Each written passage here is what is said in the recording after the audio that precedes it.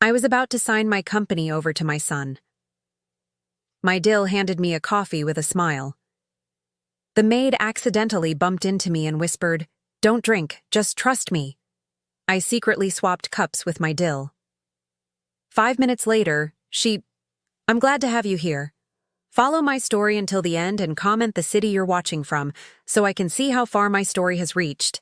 My name is Evelyn Whitmore, and at 64 years old, I thought I had seen every kind of betrayal life could offer. I was wrong. The worst was yet to come, disguised as a family meeting on a Tuesday morning in October, served with a smile and a cup of coffee that was meant to be my last.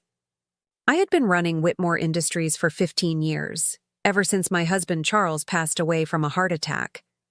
It wasn't easy stepping into his shoes, but I managed to grow our small manufacturing company into something worth $12 million. Not bad for a widow who had spent most of her marriage organizing charity events and hosting dinner parties. Carlton, my 39-year-old son, had been working at the company for the past 5 years. I won't lie and say he was exceptional, but he was family, and I believed that meant something. His wife Ever had joined us 2 years ago as marketing director. She was efficient, charming when she needed to be, and had a way of making everyone feel like her best friend, including me. That Tuesday morning, Carlton called and asked if we could have a family meeting at the house.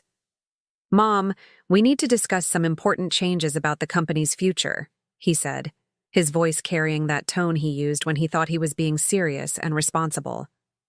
"Ever, and I have been thinking about succession planning, and we want to make sure we're all on the same page." I agreed, of course. At my age, it made sense to start thinking about who would take over when I decided to retire. I assumed we would discuss timelines, his readiness to take on more responsibility, maybe some training programs. I was naive. The meeting was set for 10 in the morning at my house in Beacon Hill. I had lived there for over 30 years, and it still felt like Charles might walk through the front door at any moment. The living room where we planned to meet had been his favorite spot, with its dark wood paneling, stone fireplace, and the wall of family photographs that chronicled happier times. I woke up early that morning, as I always did, and went through my usual routine. Coffee first, always coffee. I had been drinking the same blend for decades, a rich Colombian roast that Charles had introduced me to during our honeymoon. Rosa, our housekeeper, had been with us for 20 years and knew exactly how I liked it prepared. Rosa was in her early 50s, quiet and efficient. With graying hair she kept pulled back in a neat bun. She had started working for us when Carlton was still in college, and she had watched him grow from a somewhat irresponsible young man into what I hoped was a mature adult. Though lately I had noticed she seemed nervous around him and Ever, always finding excuses to leave the room when they visited. As I waited for Carlton and Ever to arrive, I sat in the living room reviewing some quarterly reports. The company had been doing well, better than well, actually. We had landed 3 major contracts in the past 6 months, and our profit margins were the highest they had been in years.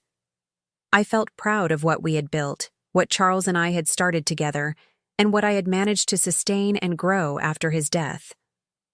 Carlton arrived first, at exactly 10 o'clock. Dressed in one of his expensive suits that I suspected cost more than Rosa made in a month. He had always been particular about his appearance, inheriting his father's tall frame and dark hair, though without Charles's warmth in his eyes. "Good morning, Mom," he said, kissing my cheek in that perfunctory way that had replaced the genuine affection of his childhood. "Ever should be here any minute. She stopped to pick up those pastries you like from the bakery downtown." "That was thoughtful of her," I replied, though I wondered why she felt the need to bring food to a business meeting. We weren't planning a social gathering.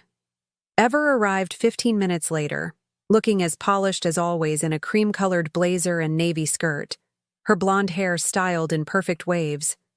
She carried a small white box tied with ribbon and an insulated coffee carrier with 3 cups. "Evelyn, darling," she said, setting the items down on the coffee table and giving me a hug that felt just a little too tight and lasted just a little too long. "I brought some fresh coffee from that new place on Newberry Street. I know how much you love trying new blends." I found it odd that she would bring outside coffee when she knew Rosa had already prepared my usual morning pot, but I smiled and thanked her. Ever had always been attentive in ways that seemed thoughtful, but somehow left me feeling slightly uncomfortable, as if I were being managed rather than cared for. "This is wonderful," I said, accepting the cup she handed me. The coffee was in my favorite blue porcelain cup, one from a set that had belonged to my mother. Ever knew I preferred it to the everyday mugs. "You're always so considerate." Carlton settled into the armchair across from me, while Ever took the spot on the sofa nearest to my chair. She had positioned herself so she could see both Carlton and me, and I noticed her eyes flicking between us as if she were monitoring our reactions to something. "So," I began, taking a sip of the coffee Ever had brought. It tasted different from my usual blend, slightly bitter with an aftertaste I couldn't quite identify. "You mentioned wanting to discuss succession planning." Carlton leaned forward, his hands clasped together in front of him. "Yes, Mom. Ever and I have been talking, and we think it's time for you to start stepping back from the day-to-day operations. You've worked so hard for so long, and you deserve to enjoy your retirement." The way he said it made it sound like I was already too old to be effective, which stung more than I cared to admit. "I appreciate your concern, but I still feel quite capable of running the company. The numbers certainly suggest I'm doing something right." "Of course you are," Ever interjected smoothly, her voice warm and reassuring. "You've built something incredible. But Carlton and I want to make sure that legacy is protected and continued. We've been developing some ideas for expansion, new markets we could explore." As she spoke, I noticed Rosa moving around in the background, dusting furniture that didn't need dusting, straightening pictures that were already straight. She seemed agitated, more restless than usual. Our eyes met briefly, and I saw something in her expression that looked almost like fear. "What kind of expansion?" I asked, taking another sip of the coffee. The bitter taste was becoming more pronounced, and I wondered if they had chosen a particularly strong roast. Carlton began outlining their plans, speaking quickly and enthusiastically about international markets and manufacturing partnerships. As he talked, I felt a strange warmth spreading through my chest, and my head began to feel slightly light. I attributed it to the strength of the coffee and tried to focus on what he was saying. Ever was watching me intently, and when our eyes met, she smiled that perfect smile she always wore. But there was something behind it, something I had never noticed before. It wasn't warmth or affection. It was anticipation. "The thing is, Mom," Carlton continued, "we would need you to sign some paperwork today to get the process started. Transfer of authority forms, updated partnership agreements, that sort of thing." He reached into his leather briefcase and pulled out a thick stack of documents. "I know it seems like a lot, but our lawyers have reviewed everything. It's really just a formality to begin the transition." I reached for the papers, but my hand felt strangely heavy. The warmth in my chest was spreading, and I was starting to feel dizzy. "I think I need to review these more carefully before signing anything," I said, my voice sounding distant to my own ears. "Of course," Ever said quickly, standing up. "But maybe you should finish your coffee first.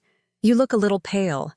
That's when Rosa appeared beside my chair, carrying a tray of clean silverware that she clearly didn't need to be handling at that moment. As she leaned over to set the tray on the side table, she stumbled, catching herself against my arm. The movement caused my coffee cup to tip, and the remaining liquid spilled across my lap and onto the floor. "Oh no, Mrs. Whitmore, I'm so sorry," Rosa exclaimed, her voice carrying more emotion than a simple accident warranted. As she knelt to clean up the spill, she looked directly into my eyes and whispered, so quietly that only I could hear, "Don't drink any more of that. Just trust me." The urgency in her voice sent a chill through me that had nothing to do with the spilled coffee. In 20 years, Rosa had never been anything but calm and professional. The fear in her eyes was real, and it made my blood run cold. Rosa? How could you be so clumsy? Ever snapped, her perfect composure cracking for just a moment. That was a complete set. You know how much Mrs. Whitmore values those cups. It's quite all right, I said, my mind racing despite the strange lethargy that was settling over my body. Rosa's warning had triggered every instinct I had learned in decades of business dealing with people who didn't always have my best interests at heart. Accidents happen. Ever immediately moved to pour coffee from her own cup into mine. Here, let me share mine with you. You've barely had any, and you know how you get when you don't have your morning coffee. But as she lifted her cup to pour, Rosa stumbled again, this time bumping directly into Ever's arm. Ever's coffee splashed everywhere, drenching the legal documents Carlton had spread on the table. "Rosa!" Carlton shouted, jumping to his feet. "What the hell is wrong with you today?" "I'm so sorry, Mr. Carlton," Rosa stammered. But as she looked at me, I saw something different in her expression. Relief. In the confusion of cleaning up the second spill, I noticed that Ever had gone very quiet. She was staring at the coffee stains on the papers with an expression I couldn't quite read. When she looked up and saw me watching her, she forced another smile. "Well, this is quite a mess," she said with a laugh that sounded forced. "Maybe we should postpone this meeting until we can get new copies of the documents." "Actually," I said, my mind becoming clearer despite my physical discomfort, "I think I'd like to see those papers now, coffee stains and all." As I reached for the documents, I watched Ever carefully. There was something in her reaction, a tension that hadn't been there before Rosa's accidents. She seemed almost disappointed that we weren't rescheduling. "Of course," Carlton said, but I could hear the reluctance in his voice. Though they're a bit difficult to read now. As I began to scan the documents, my vision blurring slightly from whatever was making me feel so strange, I noticed that Rosa was still in the room, pretending to organize items on the bookshelf, but clearly listening to every word. Then, Ever reached for the coffee pot to refill her cup, and something extraordinary happened. Her hand was shaking so badly that she could barely hold it steady. This was a woman who never showed even the slightest sign of nervousness, who could handle high-pressure business meetings without breaking a sweat. "Ever, are you feeling all right?" I asked, genuinely concerned despite my growing suspicions. "Oh, I'm fine," she said quickly, setting the pot down without pouring any coffee. "Just a little tired." But as I watched her, I noticed that her face was becoming flushed, and she seemed to be having trouble focusing her eyes. She sat down heavily on the sofa, one hand pressed to her forehead. "I think I might need to lie down for a moment," she said, her voice sounding weak and distant. Carlton immediately moved to her side, all concern and attention. "Honey, what's wrong? Should I call a doctor?" Ever tried to stand, but her legs wouldn't support her. She collapsed back onto the sofa, her skin now pale and damp with perspiration. "I feel so strange," she whispered. "Like everything is spinning." That's when Rosa stepped forward, and I saw something in her eyes that told me she knew exactly what was happening. "Mrs. Ever," she said, her voice steady now, "when did you last eat something today?" "I had breakfast," Ever replied, but her words were slurring slightly. "I feel so dizzy." Suddenly, her body went rigid, and then she began to convulse. It wasn't dramatic or theatrical like you see in movies. It was terrifying and real, her body jerking uncontrollably while Carlton held her and shouted her name. "Call 911, I managed to say, though my own voice sounded strange to my ears. As Carlton frantically dialed for an ambulance, I looked at Rosa, who was standing perfectly still, watching the scene unfold with an expression of grim satisfaction rather than shock. And in that moment, as the sirens began wailing in the distance and Ever's body continued to shake with whatever was coursing through her system, I realized that the coffee I had been drinking, the coffee that Rosa had deliberately spilled, had been meant for me. The woman lying there convulsing on my sofa had just been poisoned by her own weapon. The ambulance ride to Boston General Hospital felt like it lasted forever, though it was probably no more than 15 minutes. I sat beside Carlton in the back, watching the paramedics work on Ever as she drifted in and out of consciousness. Her face was the color of ash, and despite the oxygen mask covering half her face, her breathing remained shallow and labored. Carlton held her hand and kept repeating, "You're going to be okay, baby. You're going to be fine." But I noticed something that chilled me more than Ever's condition. His voice lacked genuine panic. It carried concern, yes, but it sounded more like an actor delivering lines than a husband watching his wife fight for her life. I kept thinking about Rosa's warning and the deliberate way she had spilled that coffee. 20 years of working together, and Rosa had never been clumsy. Never.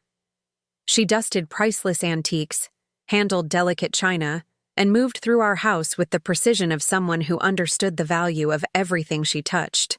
At the hospital, Ever was rushed into the emergency room while Carlton and I were directed to a waiting area that smelled of disinfectant and fear. The fluorescent lights were too bright, casting everything in harsh shadows that made Carlton's face look gaunt and strange. "I should call her parents," Carlton said, pacing back and forth across the small space. "They'll want to know what happened." "What are you going to tell them?" I asked, watching his reaction carefully. He stopped pacing and turned to look at me. "The truth, that she collapsed at home and we don't know why." But that wasn't the complete truth, was it? The complete truth was that Ever had collapsed after drinking coffee that was supposed to be mine. Coffee that Rosa had deliberately prevented me from finishing. The complete truth was that my son's wife might be dying from poison that had been intended for me. A doctor appeared about an hour later, a tired-looking woman in her 40s with kind eyes and grave expression. "Are you the family of Ever Whitmore?" "I'm her husband," Carlton said immediately. "This is my mother. How is she?" "She's stable, but we're running extensive blood tests. Her symptoms suggest some kind of toxic ingestion. Can you think of anything unusual she might have consumed today? Any medications, supplements, cleaning products?" Carlton shook his head quickly. "Nothing out of the ordinary. We were just having coffee and discussing business when she suddenly felt dizzy and collapsed."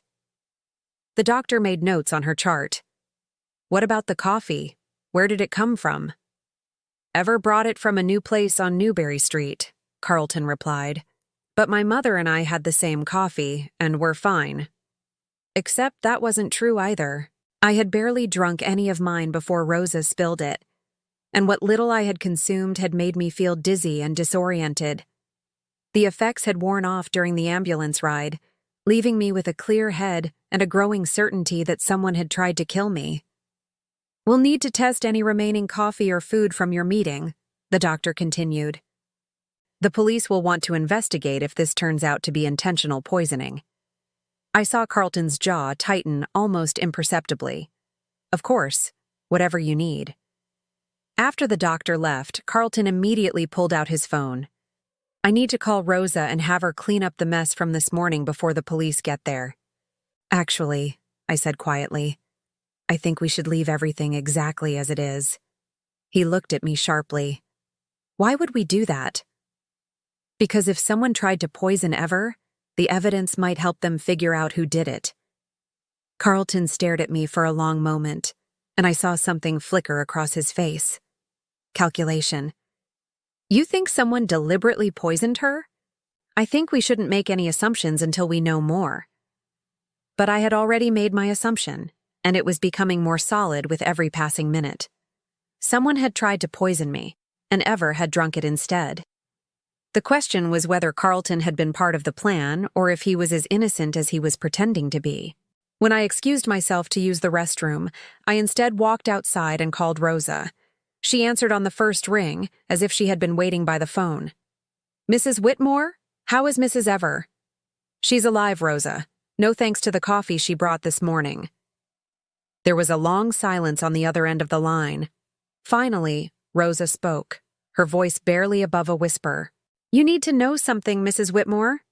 Things I've been seeing, things I should have told you about sooner." "What kinds of things?" "Can you meet me somewhere private?" "Not at the house." Mr. Carlton said he was going to fire me for being clumsy today, and I don't think it's safe for either of us to talk where he might hear. My heart was pounding now. Where? There's a small cafe called Marley's on Commonwealth Avenue, about 6 blocks from the hospital. I can be there in 20 minutes. Rosa, are you saying what I think you're saying? I'm saying that Mrs. Ever has been putting something in your morning coffee for weeks, and I finally couldn't watch it anymore.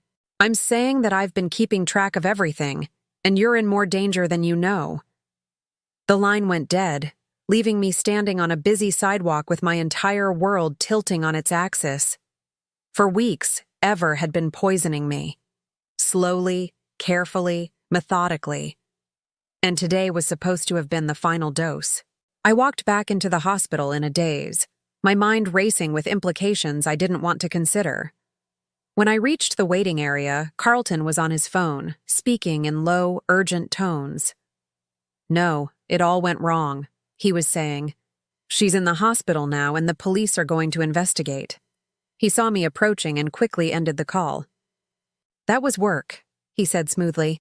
I had to cancel my afternoon meetings. But I had heard enough to know that whoever he was talking to, it wasn't anyone from the office. Carlton had been expecting something to go wrong. He had been prepared for police involvement. Carlton, I said, sitting down beside him, I need you to be completely honest with me about something. He turned to face me, and for a moment, his mask slipped. I saw fear in his eyes, but also something else. Resentment. What do you want to know, Mom? How long have you been planning to take over the company? What do you mean? I mean, how long have you been waiting for me to die so you could inherit everything? The question hung in the air between us like a physical presence.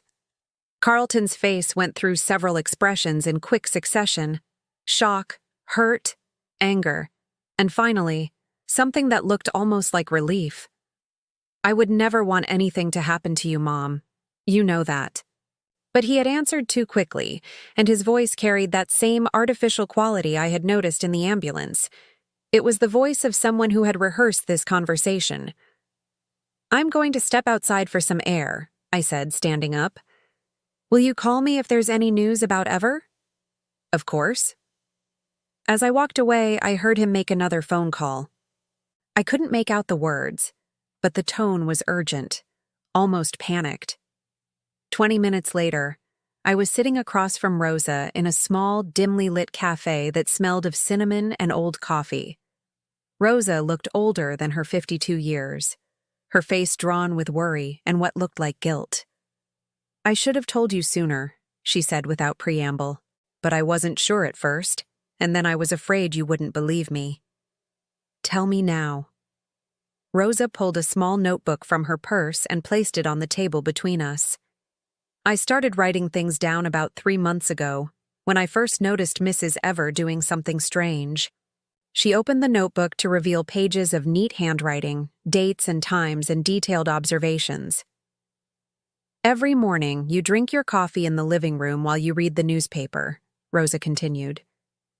For 20 years, I've prepared that coffee the same way, in the same cup, and brought it to you on the same tray. But 3 months ago, Mrs. Ever started arriving early on the mornings when you had business meetings. I remembered those early visits. Ever would arrive before 9, claiming she wanted to help prepare for whatever meeting we had scheduled. She would often take over the coffee service, insisting that Rosa had enough to do. At first, I thought she was just being helpful, Rosa continued, flipping through the pages. But then I noticed that you started feeling sick on those mornings. Dizzy, nauseous, weak. You said it was just stress from work, but it only happened when Mrs. Ever had handled your coffee. She showed me a page covered with dates and symptoms. 3 months of careful observation, recorded in Rosa's precise handwriting. So, I started watching her more closely. One morning about 6 weeks ago, I pretended to be busy in the pantry, but I could see into the kitchen through the service window. Mrs. Ever had a small vial of clear liquid, and she put several drops into your coffee before stirring it. My stomach turned. 6 weeks of systematic poisoning. Why didn't you tell me then? Because I was afraid, Rosa admitted, tears starting to form in her eyes.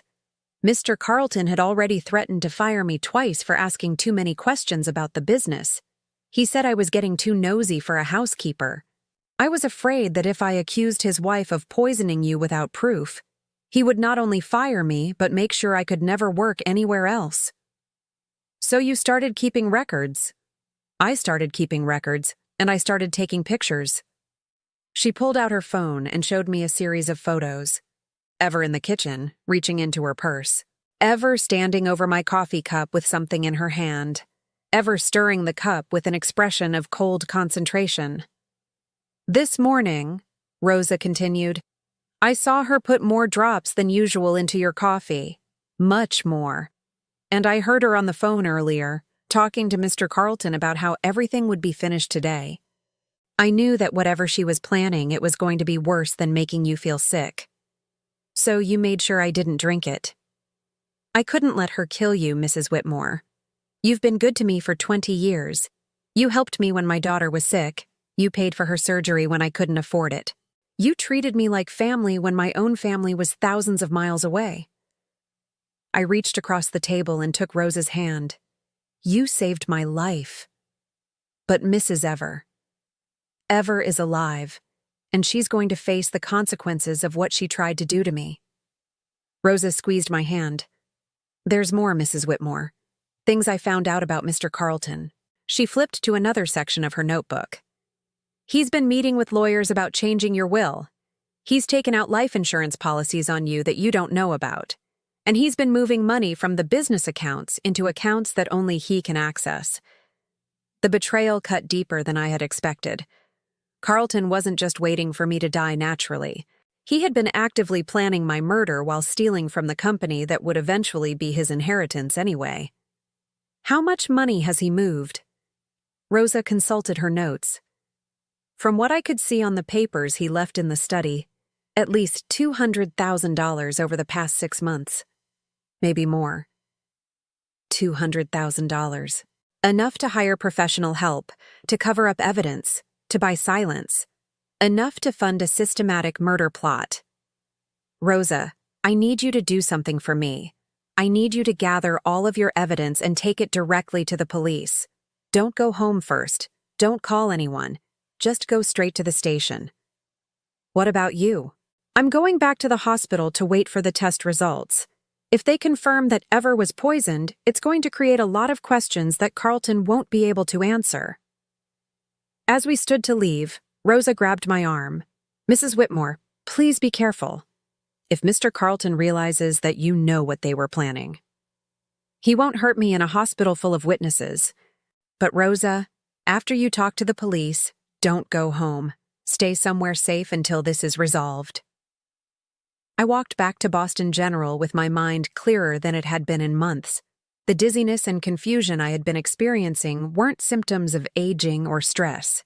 They were symptoms of gradual arsenic poisoning, designed to weaken me before the final, fatal dose. When I returned to the waiting area, Carlton was sitting exactly where I had left him.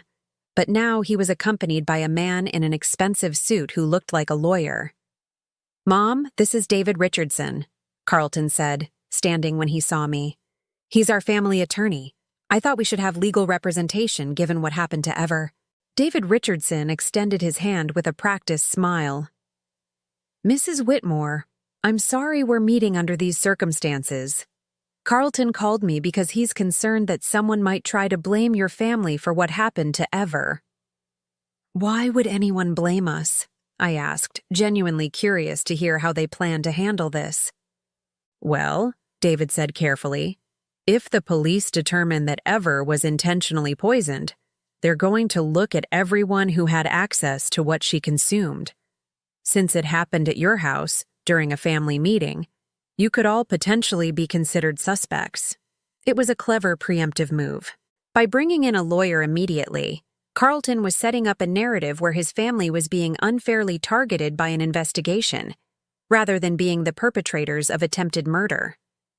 That makes sense, I said neutrally. I suppose we should all be prepared to answer their questions honestly. Carlton and David exchanged a quick glance that told me they had already prepared their version of honest answers.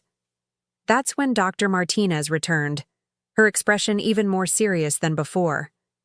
"Mrs. Whitmore, Mr. Whitmore, I need to speak with you about the test results." We followed her to a small consultation room that felt more like an interrogation chamber than a place for medical discussions. "Your wife has been poisoned with arsenic," Dr. Martinez said without preamble. "A significant dose that would have been fatal if she hadn't received immediate medical attention. The police have been notified, and they'll want to interview everyone who was present when she consumed whatever contained the poison." Carlton's face went white, but his voice remained steady.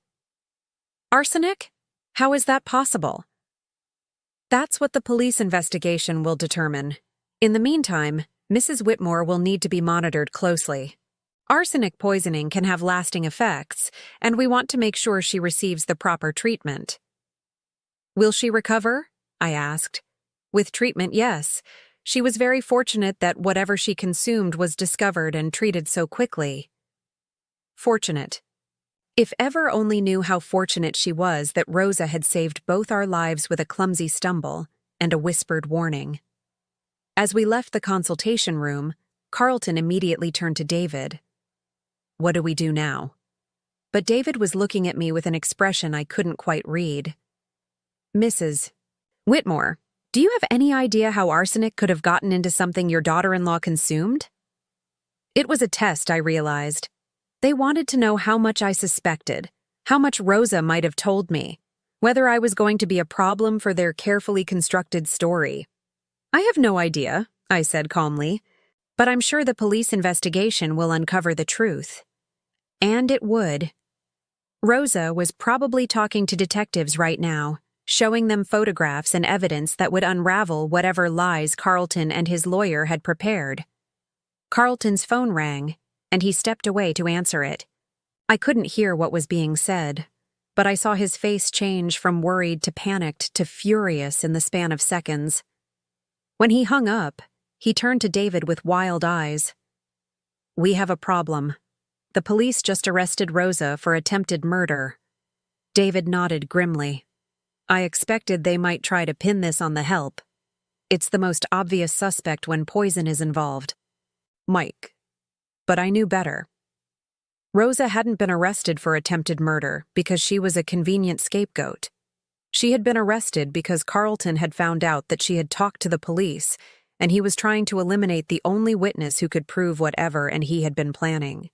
The difference was, Rosa had been smart enough to make copies of everything, and soon, very soon, Carlton was going to realize that his perfect murder plot had turned into the evidence that would destroy him.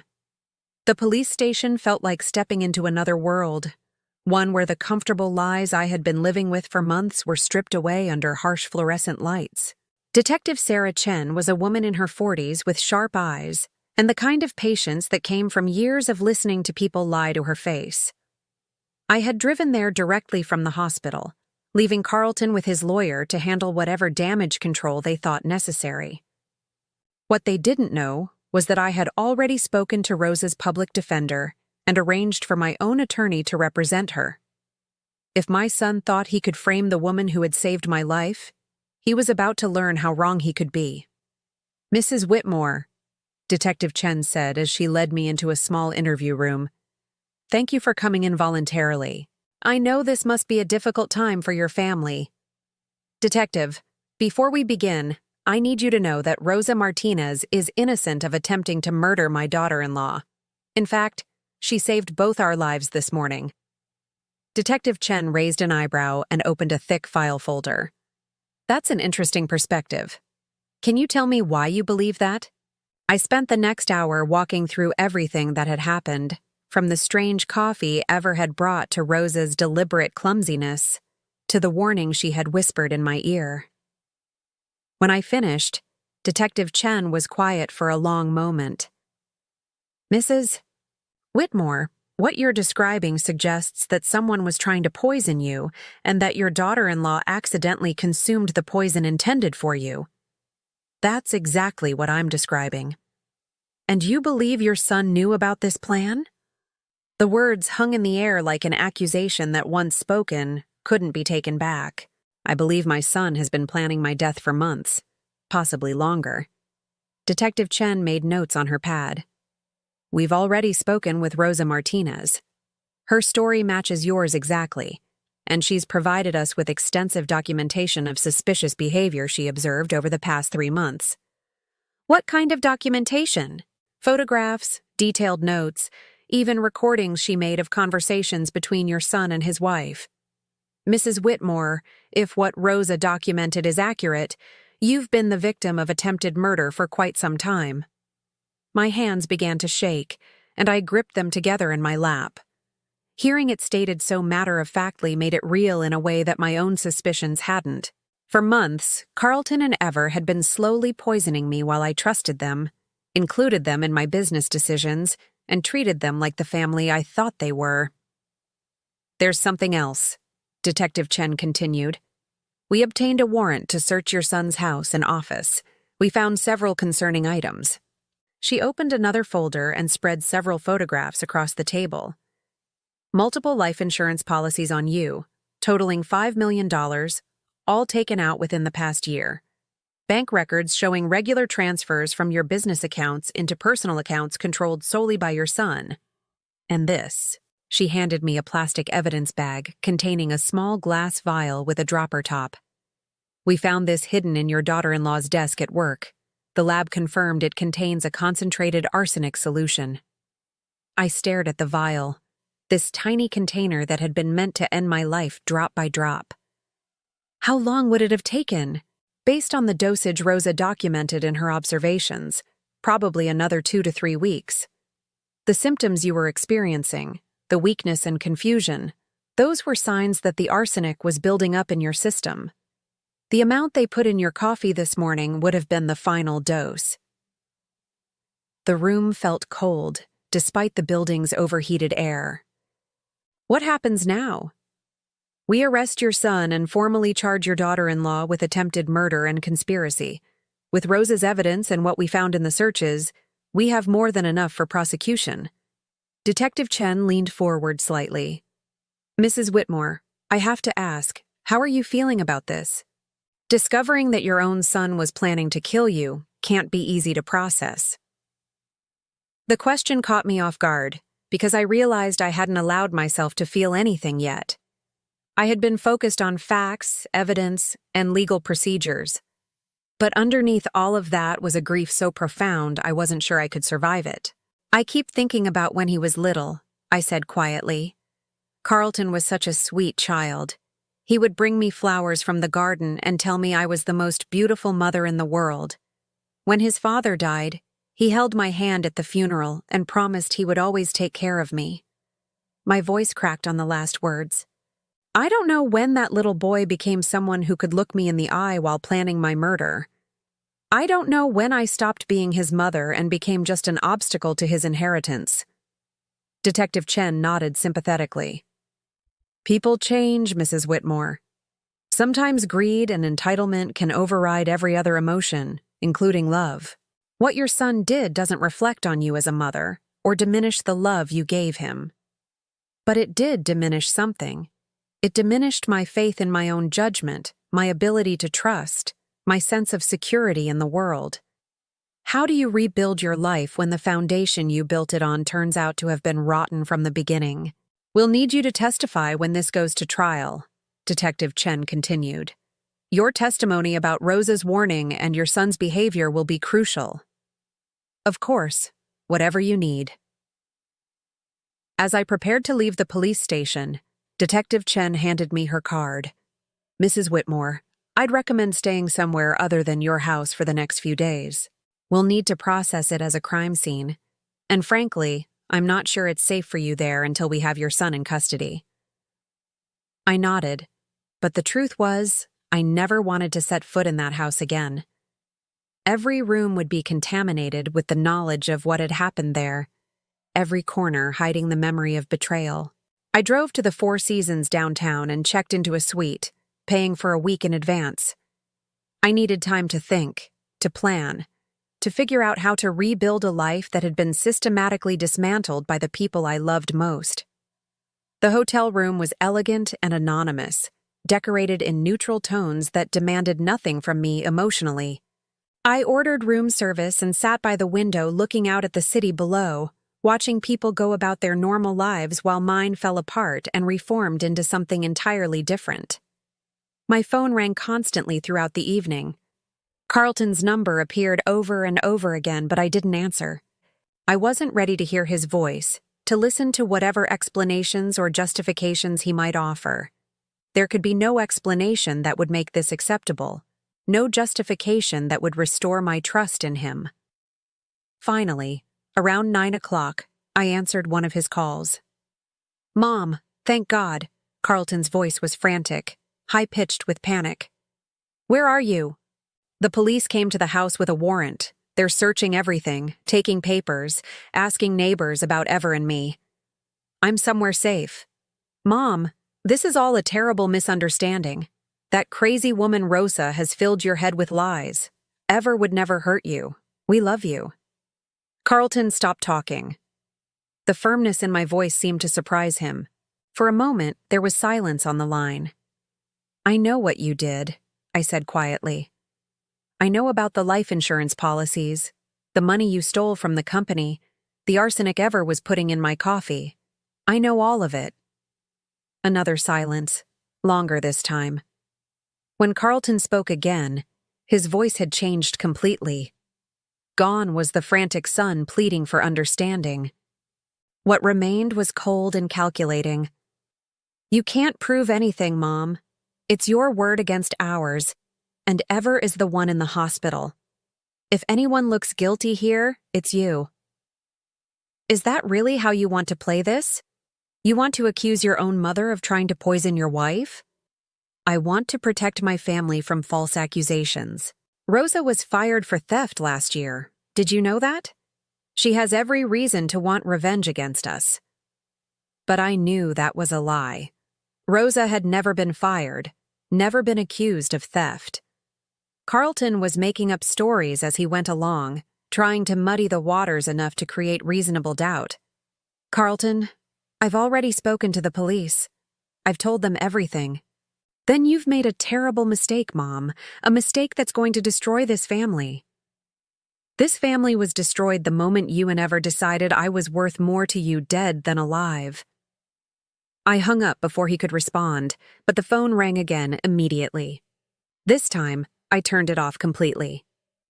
The next morning, I woke to a knock at my hotel room door.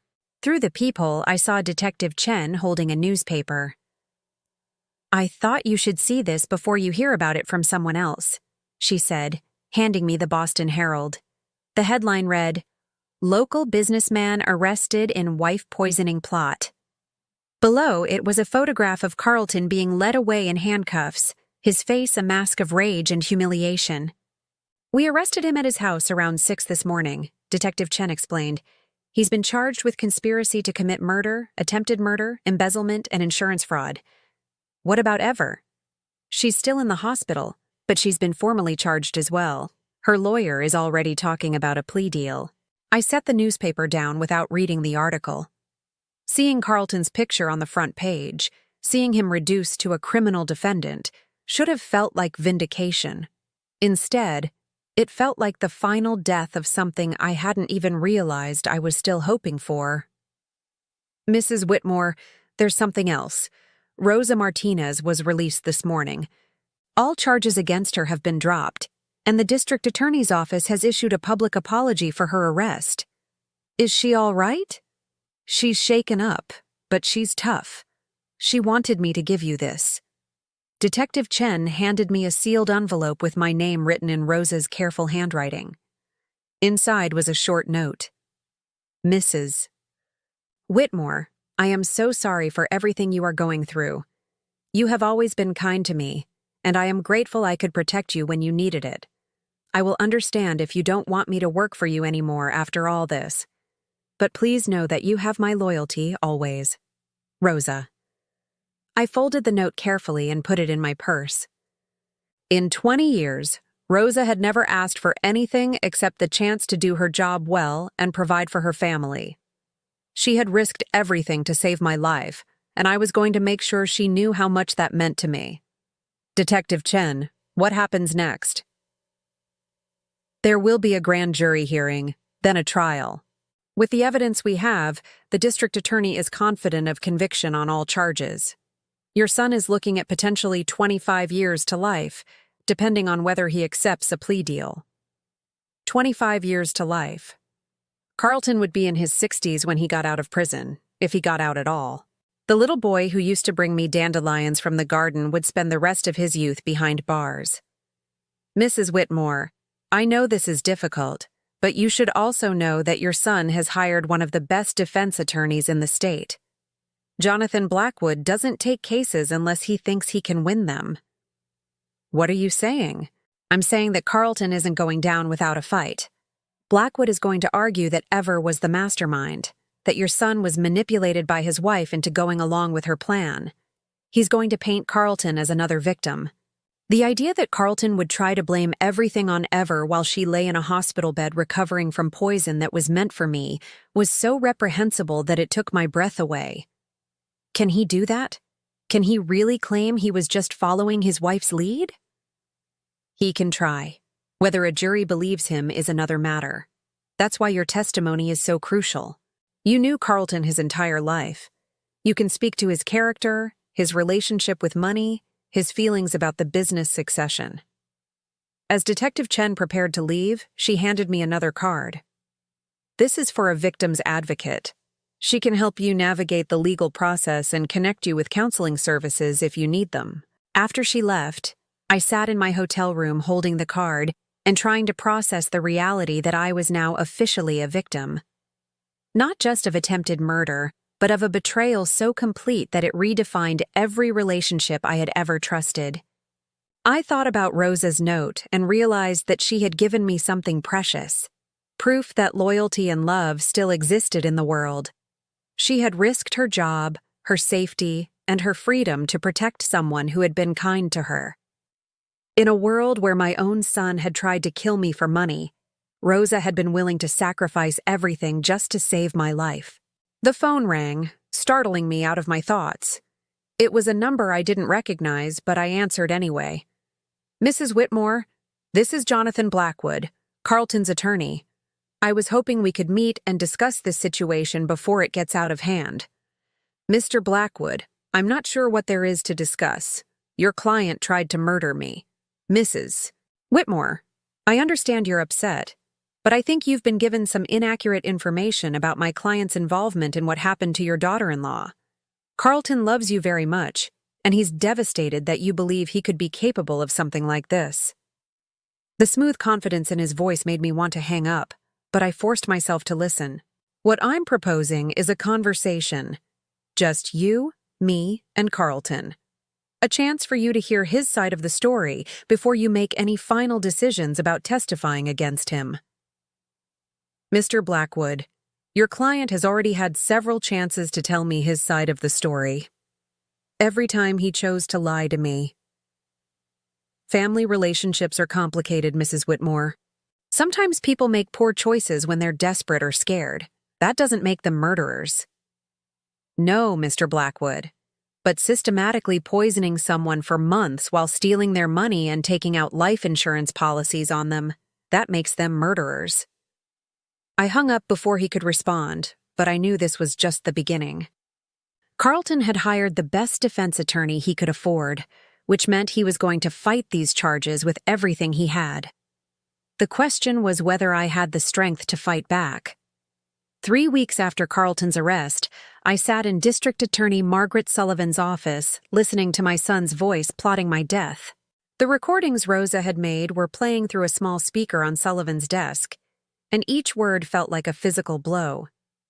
The old woman is getting suspicious, Carlton's voice said clearly through the static. Rosa keeps watching Ever in the kitchen, and Mom asked me yesterday if I thought her coffee tasted different. Ever's laugh came through the speaker, light and musical, as if they were discussing the weather instead of murder. Don't worry, baby. We're almost done. Another week, maybe 2 at most, and she'll be too weak to question anything. Then we give her the final dose and it looks like her heart just gave out from all the stress. I closed my eyes, but I couldn't block out the sound of my daughter-in-law's voice discussing my death with such casual indifference. "Are you sure the arsenic won't show up in an autopsy?" Carlton asked. "Only if they're specifically looking for it, and why would they? She's 64, she's been under stress running the company, and she's had health problems lately. It'll look completely natural." District Attorney Sullivan paused the recording and looked at me with sympathy. "Mrs. Whitmore, I know this is difficult to hear, but it's crucial evidence. This recording was made 6 days before the incident with the coffee." I nodded, not trusting my voice to remain steady. Rosa had been wearing a wire for over a month, documenting conversations she overheard while cleaning the house or serving meals during family gatherings. The woman I had dismissed as a simple housekeeper had been conducting her own investigation with the precision of a trained detective. "There's more," Sullivan said gently. Rosa recorded a total of 8 conversations between Carlton and Ever discussing the poisoning. She also documented their discussions about your will, the life insurance policies, and their plans for the company after your death. She started another recording, this one from 2 weeks before the coffee incident. "I can't wait to get rid of that stupid old woman." Ever's voice was sharp with irritation. "Do you know she questioned me today about the quarterly reports? Like I would steal from the company." "Which is funny," Carlton replied, "considering we've already moved over $300,000 out of the operating accounts." $300,000. More than Rosa had initially calculated. They had been systematically looting my company while slowly killing me. "Once she's gone, we can streamline everything," Carlton continued. "Fire half the staff, move operations overseas, sell off the real estate. That business is worth more in pieces than it is as a going concern." "And Rosa goes first thing," Ever added. "I hate the way she looks at me like she knows something. Plus, she's too expensive for what she does." "Rosa saved my life," I said quietly to Sullivan, "and they were planning to fire her the moment I was dead." Sullivan nodded. "Mrs. Whitmore, what you need to understand is that Carlton and Ever weren't just planning to kill you. They were planning to dismantle everything you built. Your employees would have lost their jobs, your business relationships would have been destroyed, and your charitable commitments would have been abandoned." She played another recording, this one from just 3 days before the incident. "I'm getting tired of waiting." Ever's voice was petulant, like a child denied a toy. "Can't we just give her a bigger dose and get this over with?" "We have to be careful," Carlton replied. "If we move too fast, it might raise suspicions. Besides, I'm enjoying watching her get weaker. She used to be so controlling, always telling me how to run things. Now she can barely make it through a board meeting without getting dizzy." The cruelty in his voice was worse than the criminal intent. This wasn't just about money or inheritance. Carlton had genuinely enjoyed watching me suffer. "I keep thinking about the will reading," Ever continued. "When that lawyer reads out that everything goes to you, and there's nothing for Rosa, nothing for any of those employees who think they're so loyal, I wish I could see their faces. Don't worry, baby. We'll have plenty of time to enjoy it. 40 years of marriage, maybe 50. We'll be rich for the rest of our lives." Sullivan stopped the recording. "Mrs. Whitmore, there's something else you need to know about this last conversation. Rosa wasn't the only person who heard it." I looked up sharply. "What do you mean?"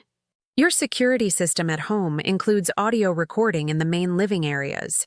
We obtained a warrant for those recordings, and we found that several of the conversations Rosa documented were also captured by your home security system." I had no idea the system recorded audio. Most people don't.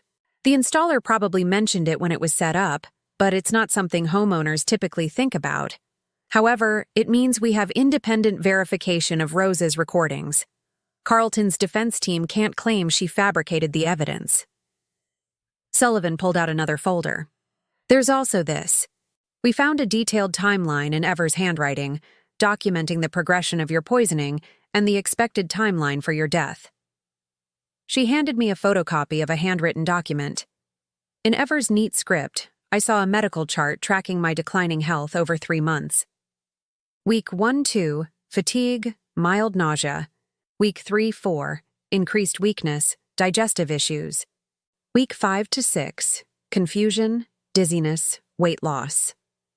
The document continued for 12 weeks, ending with final dose, cardiac event expected within 24 to 48 hours. She was tracking my symptoms like a laboratory experiment, I said, my voice barely above a whisper.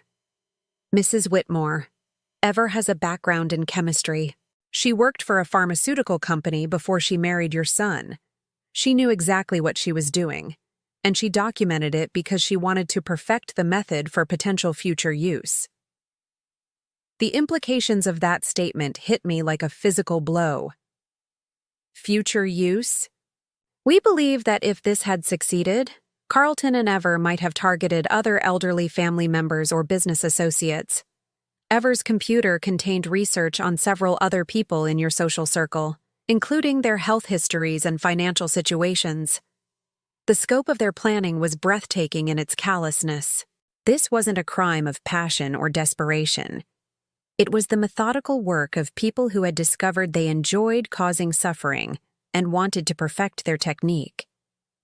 There's one more recording I need you to hear, Sullivan said. This one was made the morning of the incident, before Rosa intervened. She started the final audio file, and I heard Carlton and Ever in what sounded like a final planning session. You're sure about the dosage? Carlton asked. Absolutely. I calculated it based on her current level of toxicity. This amount will cause cardiac arrest within 2 hours. And you're sure it won't be traceable?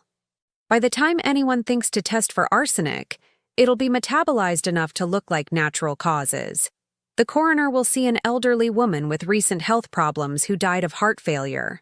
Case closed. What about Rosa? What about her? She's just the help.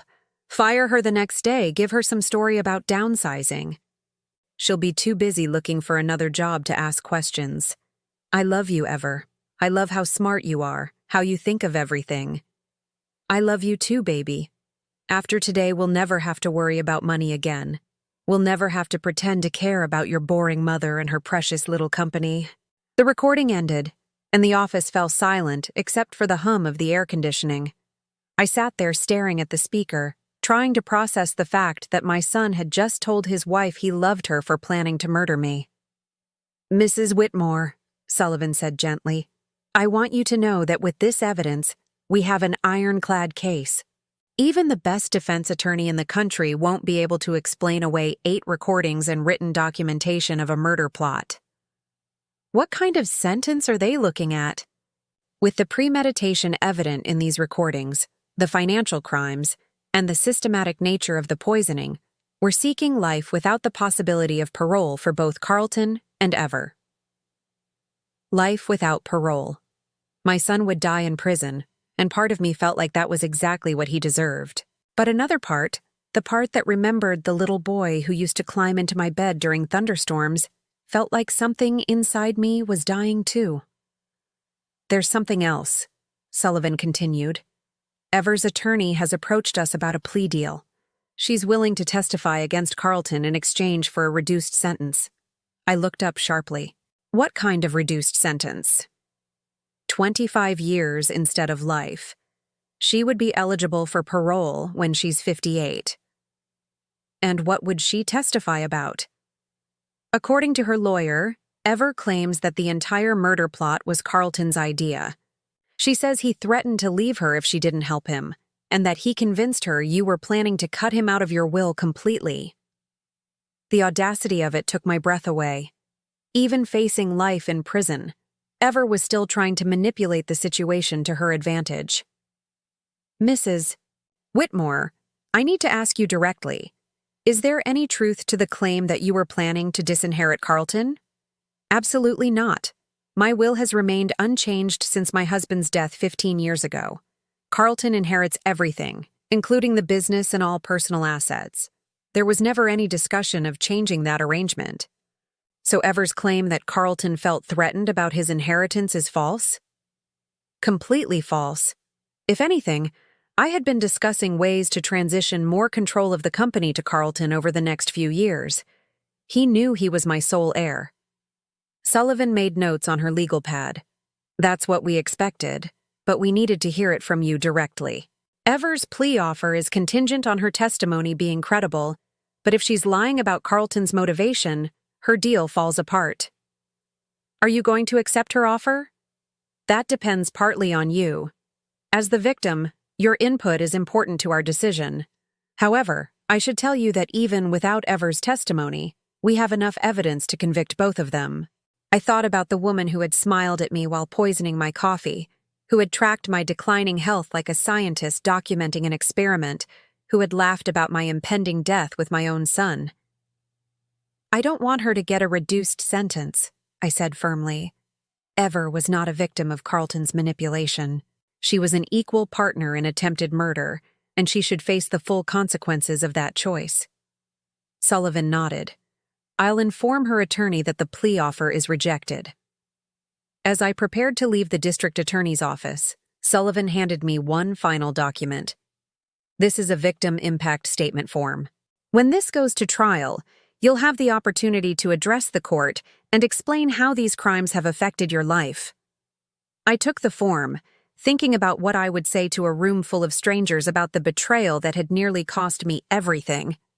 How do you explain the feeling of discovering that your own child values your money more than your life? How do you articulate the loss of faith in every relationship you've ever trusted? That evening, I sat in my hotel room with Rosa, who had come to update me on the status of the house and the business. She looked older than her 52 years, worn down by the stress of the past few weeks, and the knowledge that she had been living in the middle of a murder plot. Mrs.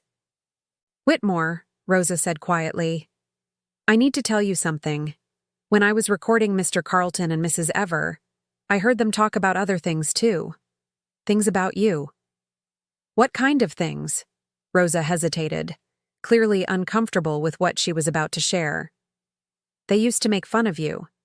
They would laugh about how easy it was to fool you, how you believed everything they told you about caring for you and wanting to help with the business. My chest tightened, but I forced myself to listen. Mr. Carlton used to do impressions of you, the way you talk in business meetings, the way you worry about the employees. Mrs. Ever would laugh and say you were pathetic, that you were so desperate for their love that you would believe anything. The cruelty of it was almost worse than the murder plot. They hadn't just wanted me dead. They had actively despised me while pretending to love me.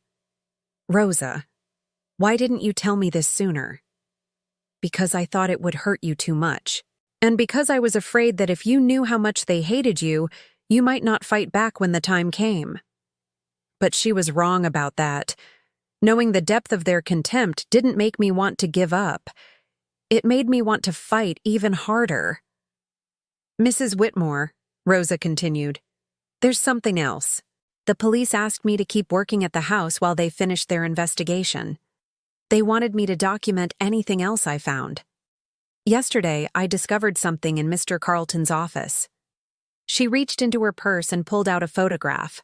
It showed Carlton and Ever at what looked like an expensive restaurant, raising champagne glasses in a toast.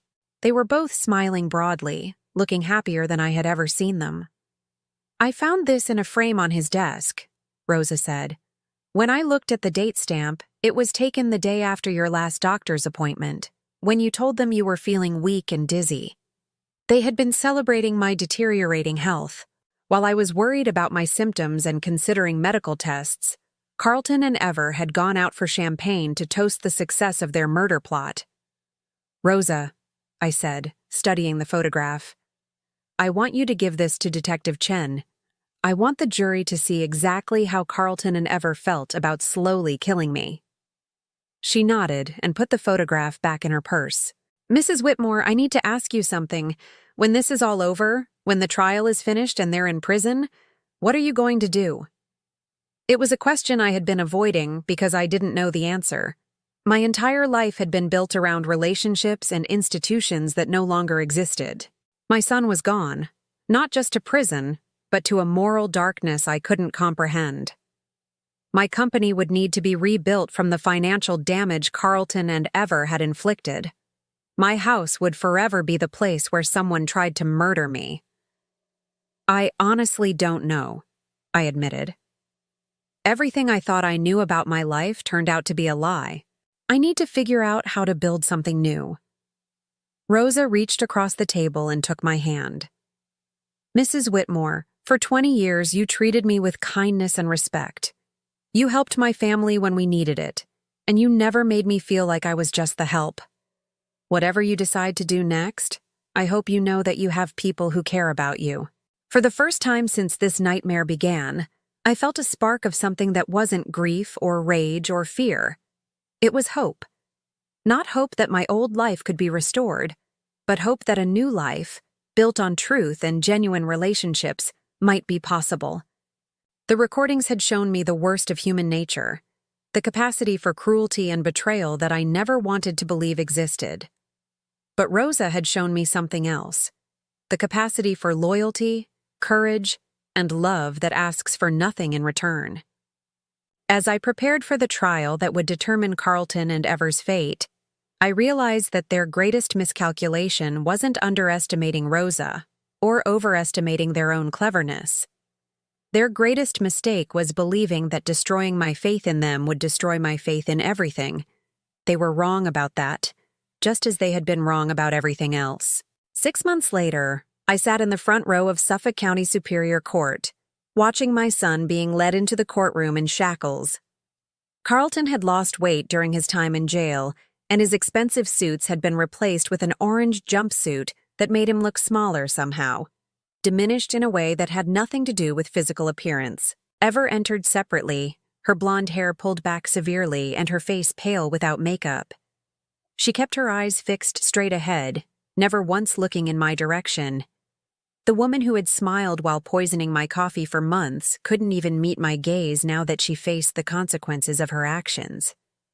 The trial had drawn significant media attention. Mother targeted for murder by son and daughter-in-law was the kind of story that fascinated and horrified people in equal measure. I had declined all interview requests, but the courtroom was packed with reporters, curious onlookers, and a few employees from my company who had come to show their support. District Attorney Sullivan had warned me that defense attorney Jonathan Blackwood would try to paint Carlton as a victim of Ever's manipulation, despite the recordings that clearly showed both of them planning my murder with equal enthusiasm. What she hadn't prepared me for was how painful it would be to listen to Carlton's lies about our relationship. "Ladies and gentlemen of the jury," Blackwood began his opening statement, "this is a case about a troubled young man who fell under the influence of a manipulative woman with a background in chemistry and a talent for psychological control." I watched Carlton's face as his lawyer portrayed him as weak and easily influenced. There was no shame there, no recognition that he was allowing another person to take responsibility for his choices. The man sitting at the defense table bore no resemblance to the son I had raised. Ever Whitmore preyed on Carlton's insecurities about his inheritance, Blackwood continued. She convinced him that his mother was planning to disinherit him, that the only way to secure their future was to take desperate action. Prosecutor Sullivan objected immediately. "Your Honor, there's no evidence that Mrs. Whitmore ever planned to change her will or disinherit the defendant." "Sustained," Judge Harrison ruled. "The jury will disregard that last statement," but I knew the damage was done. Blackwood was planting seeds of doubt about my relationship with Carlton, suggesting that I had somehow driven him to attempted murder through my own actions. The prosecution's case was methodical and devastating. Detective Chen testified about the evidence found in Carlton and Ever's home and offices. The medical examiner explained how arsenic poisoning works and how close I had come to death. Rosa took the stand and walked the jury through months of observations, her quiet dignity making her testimony even more powerful. When the recordings were played in court, the room fell completely silent. Hearing Carlton and Ever discuss my murder in their own voices, laughing about my suffering and planning their celebration of my death, created an atmosphere of shock that even Blackwood couldn't dispel. "I love how smart you are, how you think of everything." Carlton's voice echoed through the courtroom as he praised Ever for calculating the fatal dose of arsenic. I watched the jury's faces as they listened. Several jurors looked physically sick. One woman in the front row was crying. Whatever sympathy Blackwood hoped to generate for Carlton was evaporating with each cruel word. The most damaging evidence came from Ever's own documentation. Prosecutor Sullivan displayed enlarged copies of Ever's handwritten timeline, showing the jury exactly how she had tracked my declining health week by week, planning my death like a scientific experiment. "The defendant didn't just plan to kill Mrs. Whitmore," Sullivan told the jury. "She enjoyed watching her suffer. She documented every symptom, every sign of weakness, as if she were conducting a research study on the best way to murder someone." When it came time for the defense to present their case, Blackwood called several character witnesses who testified about Carlton's good reputation before his marriage. His college roommate, a former business partner, even our family pastor spoke about the Carlton they had known. But their testimony felt hollow against the weight of the evidence. It didn't matter what kind of person Carlton had been before Ever, if he had become someone capable of slowly poisoning his own mother. Blackwood's strategy became clear when he called Dr. Patricia Vance, a psychiatrist who specialized in psychological manipulation and coercive control. "In my professional opinion," Dr. Vance testified, "Carlton Whitmore exhibits all the classic signs of someone who was psychologically manipulated by a skilled predator. Ever Whitmore used her knowledge of chemistry and psychology to create a situation where Carlton felt he had no choice but to participate in her plan." Prosecutor Sullivan's cross-examination was brutal. "Dr. Vance, you've testified that Carlton was coerced into participating in this murder plot. Can you explain to the jury how someone could be coerced into stealing $300,000 from his mother's business accounts?" "Well, financial crimes often accompany other forms of abuse." "Dr. Vance, have you listened to the recordings where Carlton expresses joy at watching his mother suffer?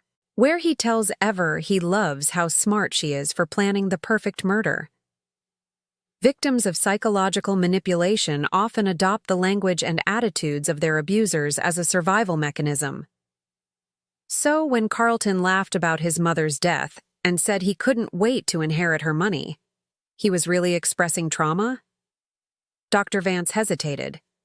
It's possible." Even Blackwood looked uncomfortable with how his expert witness was being dismantled. The idea that Carlton was purely a victim of Ever's manipulation was impossible to maintain when confronted with his own words expressing genuine enthusiasm for my murder. The prosecution's rebuttal was devastating. Sullivan called Dr. Michael Torres, a forensic psychiatrist who had interviewed both Carlton and Ever. "Both defendants show clear signs of antisocial personality disorder," Dr. Torres testified. "They lack empathy, have a grandiose sense of entitlement, and show no genuine remorse for their actions. This wasn't a case of one person manipulating another. This was a partnership between two individuals who discovered they shared a willingness to commit murder for financial gain." When it came time for victim impact statements, I had debated whether to speak at all. What could I say that would adequately express the devastation of discovering that your own child wants you dead? How do you explain the feeling of having your entire life revealed as a lie? But as I walked to the podium and looked out at the crowded courtroom, I realized that my words weren't really for Carlton or Ever. They were for the jury, for the reporters who would write about this case, for anyone who might someday find themselves wondering if they could trust the people closest to them. "My name is Evelyn Whitmore," I began, my voice steady despite the emotion threatening to overwhelm me. "Carlton is my only child. For 39 years, I believed that meant something. I believed that no matter what happened in the world, we would always have each other." I paused, looking directly at Carlton for the first time since the trial began. He was staring at the table in front of him, unable or unwilling to meet my eyes. For months, Carlton and Ever slowly poisoned me while I trusted them completely. They stole from my business while I included them in important decisions. They took out life insurance policies on me while I planned for their future inheritance. They laughed about my suffering while I worried about my declining health. My voice grew stronger as I continued. But the worst part wasn't the physical poisoning. The worst part was the emotional poisoning. Every kind word, every expression of concern, every moment of apparent affection was a lie designed to keep me vulnerable while they planned my death. I saw several jurors wipe away tears, but I also saw Carlton finally look up at me. For just a moment, I thought I glimpsed something that might have been remorse in his eyes. Carlton once promised to take care of me after his father died. Instead, he chose to betray every value I tried to teach him, every lesson about love and loyalty and family. He didn't just try to kill my body. He killed my faith in the possibility of unconditional love. I paused, gathering myself for the final part of my statement. I survived their murder plot thanks to a woman named Rosa Martinez, who risked everything to save my life. Rosa showed me that love and loyalty still exist in this world, even when they come from unexpected places. Carlton and Ever tried to destroy my life, but Rosa's courage reminded me that there are still people worth trusting, still relationships worth building. I looked directly at Carlton one last time. I forgive you, because carrying hatred would poison me more surely than any arsenic. But I will never trust you again, and I will never pretend that what you did was anything less than pure evil. As I returned to my seat, I felt something I hadn't experienced in months. Peace. Not the peace of having my old life restored, but the peace of having finally spoken the truth about what had been done to me. The jury deliberated for 3 days. When they returned, the 4 women stood and delivered verdicts that would change everything. On the charge of conspiracy to commit murder in the first degree, we find the defendant Carlton Whitmore guilty. Carlton's shoulders sagged, but he showed no other emotion. On the charge of attempted murder in the first degree, we find the defendant Carlton Whitmore guilty. On the charge of embezzlement, we find the defendant Carlton Whitmore guilty. On the charge of insurance fraud, we find the defendant Carlton Whitmore guilty. The verdicts for Ever were identical, guilty on all counts. Judge Harrison scheduled sentencing for the following week, but the outcome was predetermined. With the premeditation clearly established and the financial motive proven, both Carlton and Ever faced life in prison without the possibility of parole. As the courtroom emptied, I remained in my seat, trying to process the finality of what had just happened. Carlton would die in prison. The little boy who used to bring me dandelions was gone forever, replaced by someone I would never understand. Rosa appeared beside me, her face showing the relief of someone who had carried a terrible burden for too long. "Mrs. Whitmore," she said quietly, "it's over."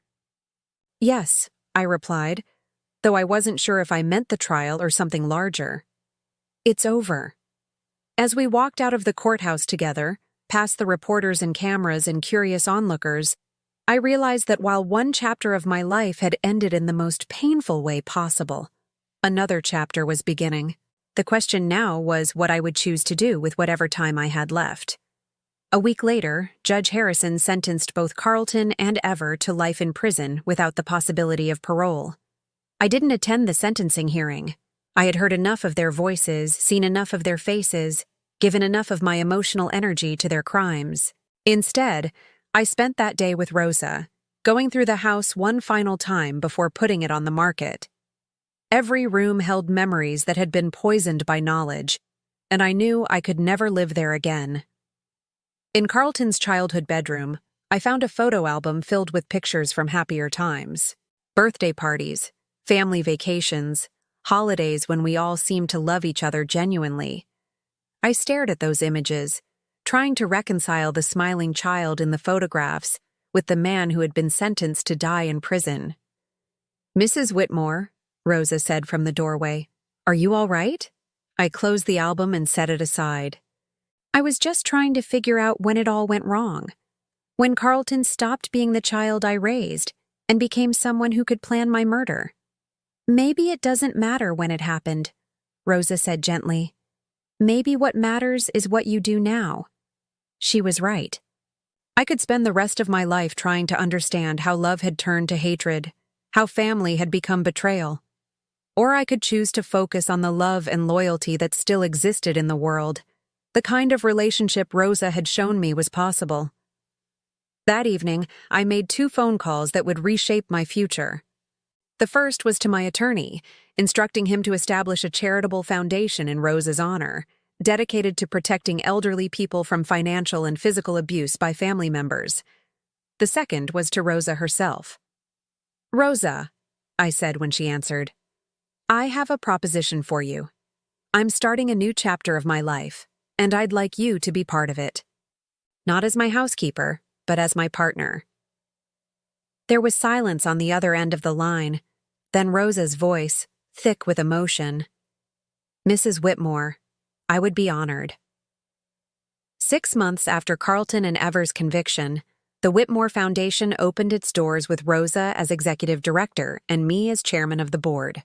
We worked with law enforcement, social services, and medical professionals to identify and investigate cases of elder abuse. Our first case came from a nurse who noticed that an elderly patient's health declined dramatically after family visits. Our second came from a bank teller who was concerned about large withdrawals from an elderly customer's account. Our third came from a neighbor who heard screaming from the house next door. Each case reminded me that Carlton and Ever weren't unique. They were part of a larger pattern of people who preyed on vulnerability and trust, who used love as a weapon to justify unspeakable cruelty. But each case we helped also reminded me that Rosa wasn't unique either. There were people everywhere who were willing to stand up for what was right, even when it cost them something. The foundation became my new purpose, my new family. Not the biological family that had tried to destroy me, but the chosen family of people who shared my commitment to protecting those who couldn't protect themselves. I never saw Carlton again. He wrote letters from prison, but I returned them unopened.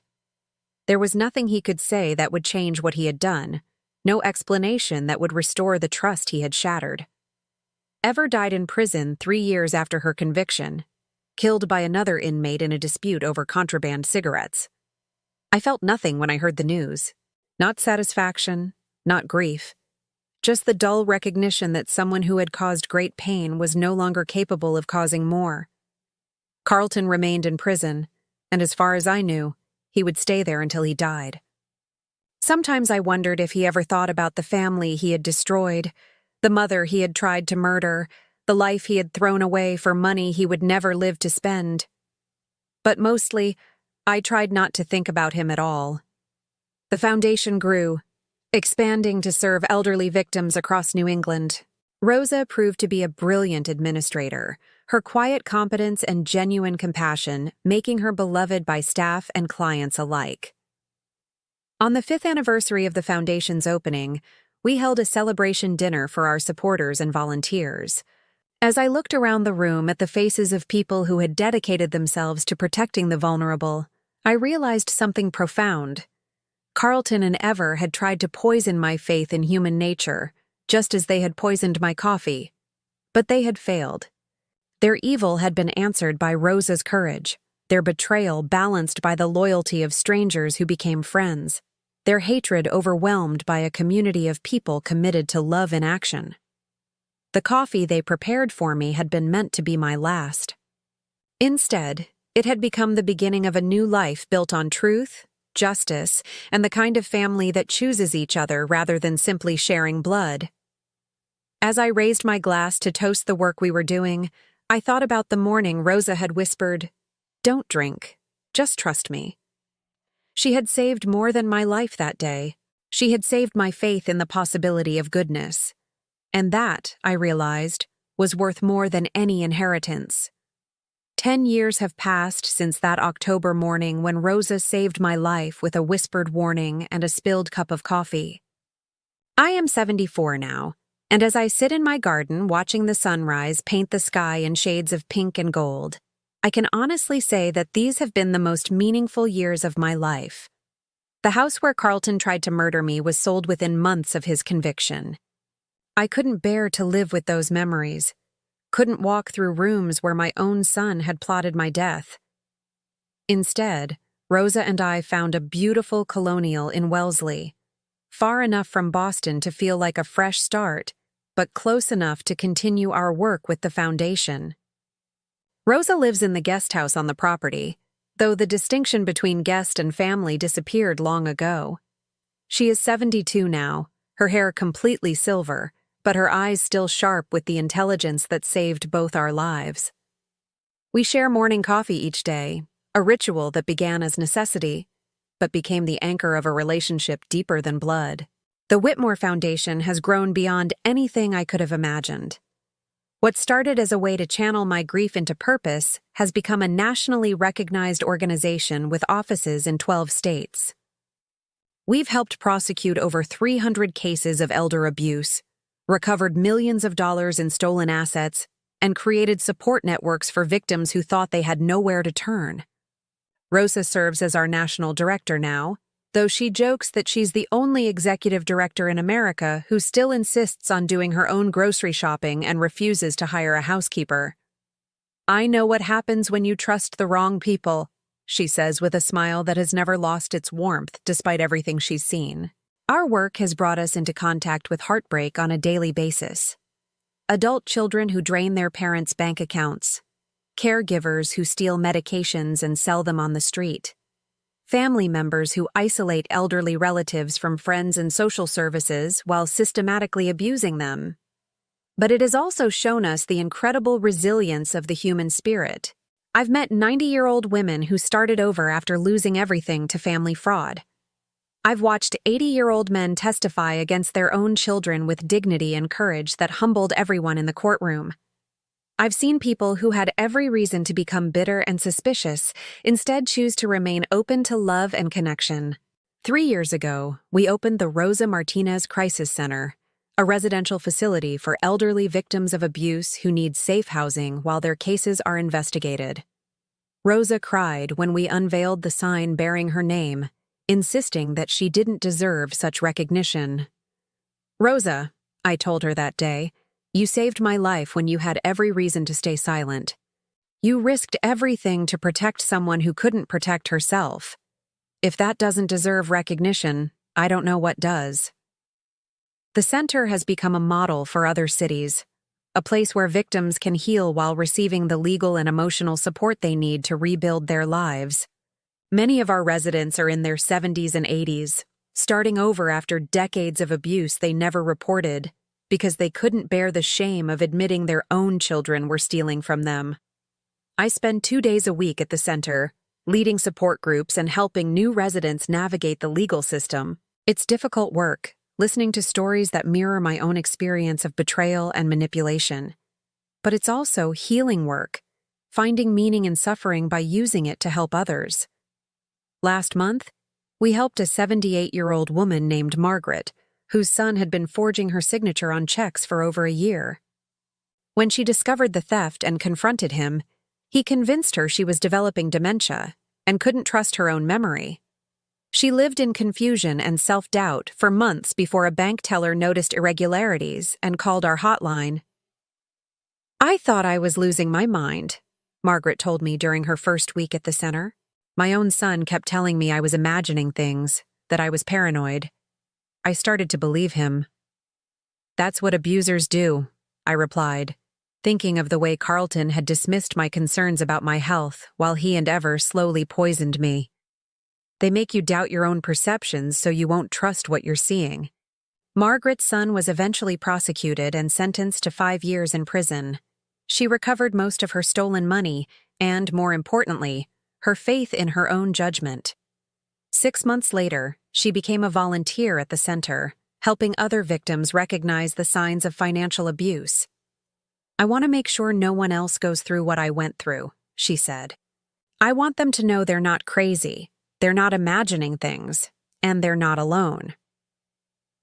That phrase has become our unofficial motto, "You're not alone."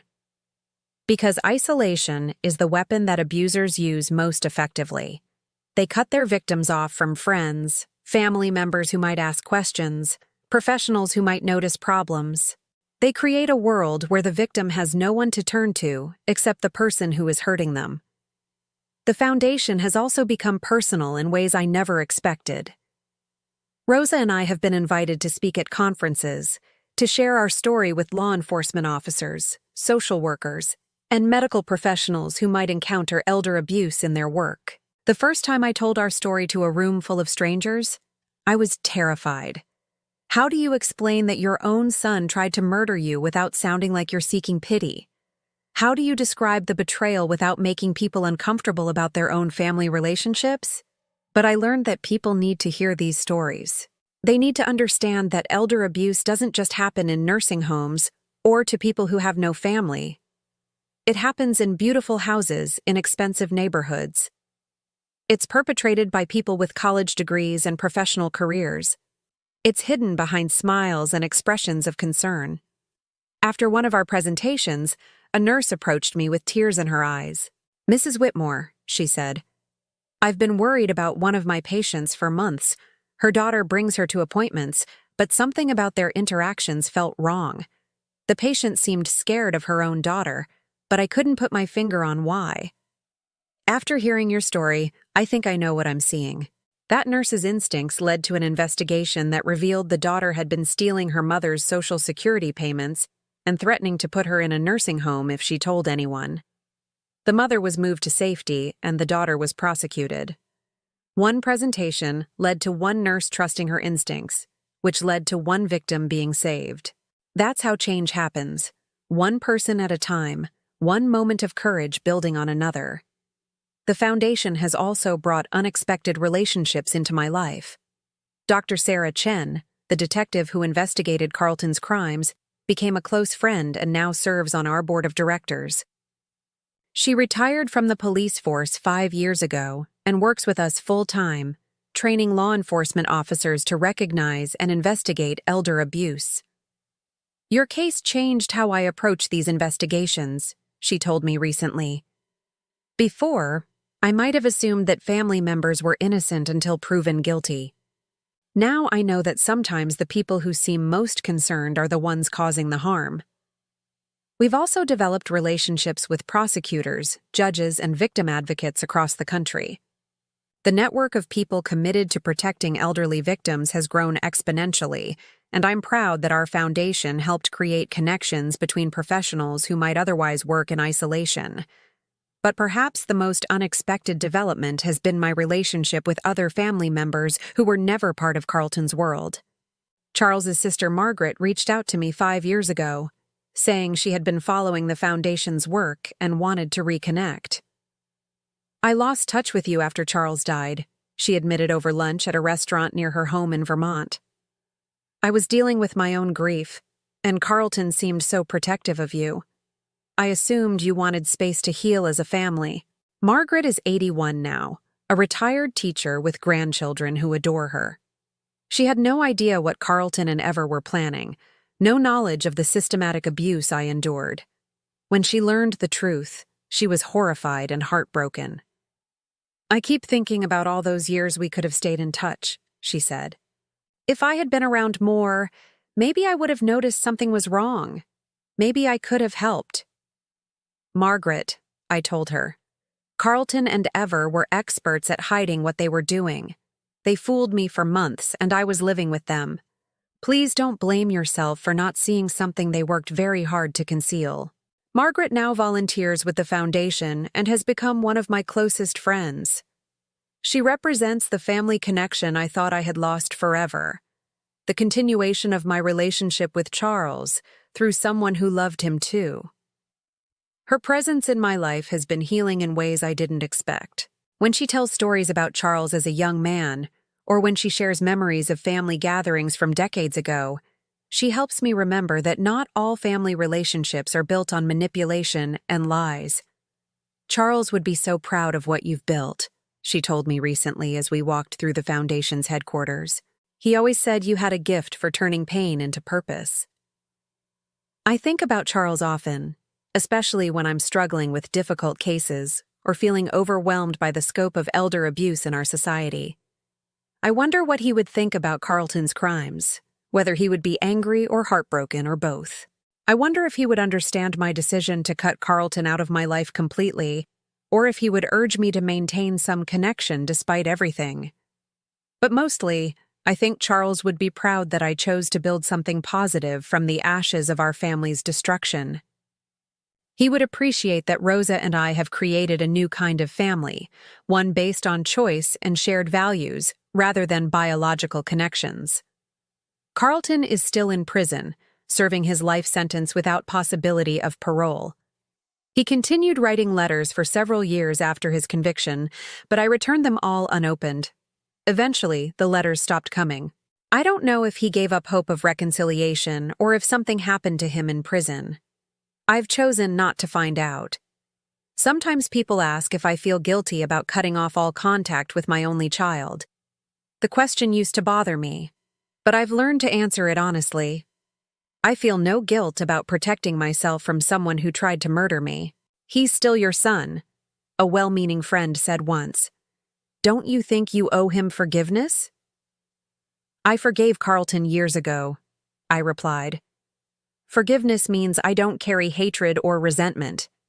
But forgiveness doesn't require me to maintain a relationship with someone who systematically abused me. I can forgive him and still choose not to have him in my life. The distinction between forgiveness and reconciliation is one I've had to explain many times, both to myself and others. Forgiveness is something you do for your own peace of mind.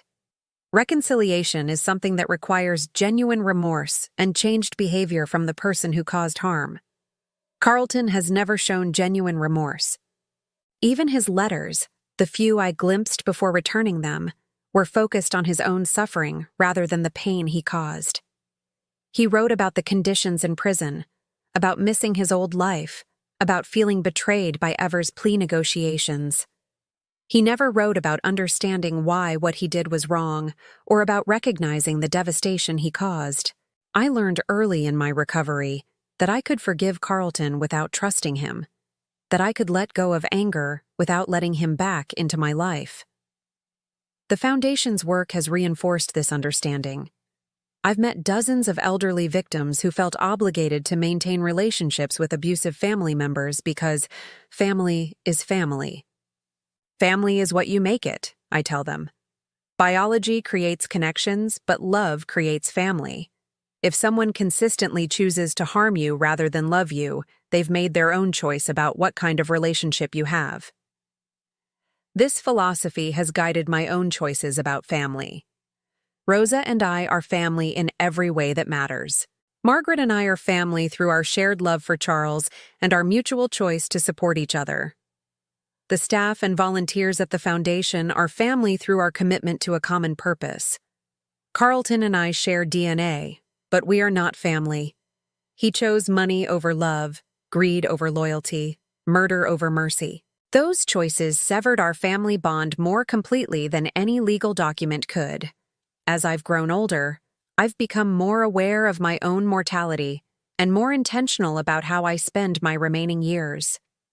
The Foundation is well established now, with a strong board of directors and excellent staff. Rosa and I have created succession plans that will ensure the work continues long after we're gone. I've also made peace with the reality that I will probably die without reconciling with Carlton. For a long time, that thought made me sad. Now, it makes me grateful. Grateful that I survived his murder attempt. Grateful that I had the opportunity to build a meaningful life after discovering the truth about his character. Grateful that my last years are filled with purpose and genuine relationships, rather than the toxic manipulation I endured for so long. Last week, we celebrated the Foundation's 10th anniversary with a gala dinner that raised over $2 million for our programs. As I looked around the room at the hundreds of people who had come together to support elder abuse victims, I felt a profound sense of completion. This is what I was meant to do with my life. Not just run a successful business or raise a successful child, but use my experience of betrayal and survival to help others navigate their own journeys from victimhood to empowerment. Rosa and I often talk about what would have happened if she hadn't been brave enough to spill that coffee, to whisper that warning, to document Carlton and Ever's crimes. I would be dead, certainly. But more than that, all the people we've helped through the foundation would still be trapped in abusive situations. One moment of courage, Rosa said recently, can change everything. She's right. Her moment of courage saved my life, but it also created ripples that have spread far beyond either of us could have imagined. Every victim we've helped represents another ripple, another life changed, another story of survival rather than destruction.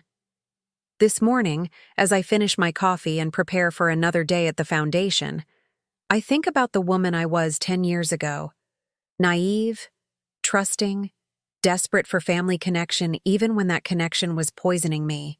That woman couldn't have imagined the life I live now, the satisfaction of work that matters, the peace of relationships based on truth and choice rather than obligation and manipulation. Carlton tried to steal my life for money he would never live to enjoy. Instead, he gave me the gift of clarity about what really matters. Not blood relations or inherited wealth, but the courage to stand up for justice and the wisdom to recognize love when it appears in unexpected forms. The coffee that was meant to kill me became the catalyst for the most meaningful chapter of my life. Every morning when Rosa and I share our breakfast, every day when we help another victim find safety and justice, every moment when we choose love over hatred and hope over despair, I am drinking from a cup that represents survival, purpose, and the triumph of good people over evil intentions. At 74, I am more alive than I was at 64. At 74, I know who I can trust and why trust is worth the risk. At 74, I understand that family is not about blood or obligation, but about people who choose to protect and cherish each other. The sun is fully up now, painting my garden in brilliant morning light. Rosa will arrive soon for our daily coffee, and we'll spend another day working to make the world a little safer for people who deserve protection and love. I am Evelyn Whitmore, survivor of attempted murder, founder of a movement, and mother to a family I chose rather than inherited. This is not the life I planned, but it is exactly the life I was meant to live. And every day, with every cup of coffee shared in love rather than deception, I celebrate the simple miracle of being alive. Now I'm curious about you who listened to my story. What would you do if you were in my place? Have you ever been through something similar? Comment below. And meanwhile, I'm leaving on the final screen 2 other stories that are channel favorites, and they will definitely surprise you. Thank you for watching until here.